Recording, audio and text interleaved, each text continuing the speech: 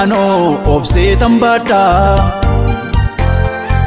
guyyaa kakuun kee ga'ee mucaan kee amma yaannadha kakuutinaaf kakattee bubbulee turus na dura ammaati na yaadattutti gooftaa fuula keen tura fannoo koo lafaan kaa'u ano obsee tambadha gaafa guyyaan kee ga'ee mucaan kee nama yaannadha kakuutinaaf kakattee bubbulee turus na dura ammaati na yaadattutti gooftaa fuula keen tura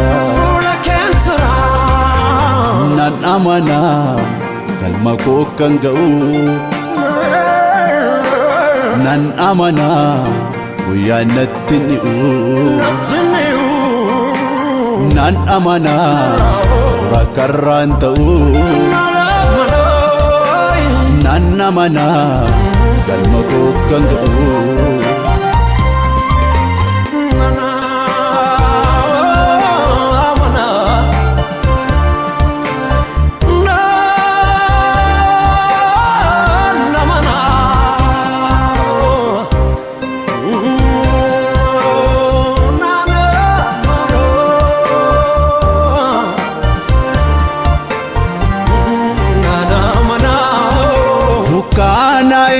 inafu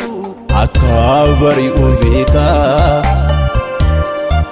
kanaaf jarjareen deemu ani obseen goofticha eega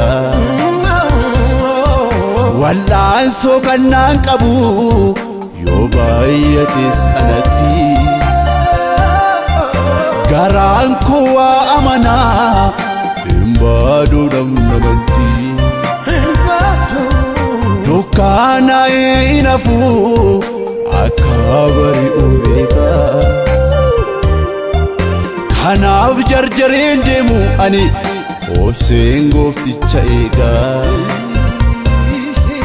wallaansoo kannaan qabu yoo baay'ates anatti garaan koo waa amanaa hin baaduu namnamanti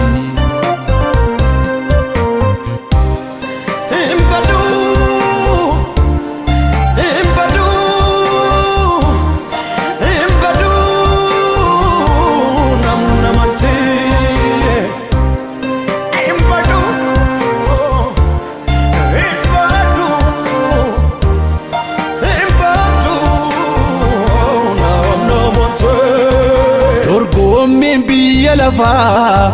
na baasus toora keessaa ergaan sitti waamame atumtiyyuu nageessa namnoo yeroof na jaallate booddee lafa na kaa'a amala koo hundumaa si qofaatu danda'a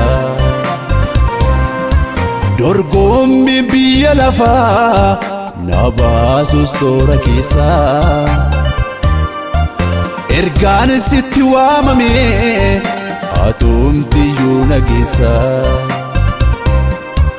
lammiin yeroof na jaallate booddee lafa na kaa'a amala koo hundumaa si qofaatu danda'a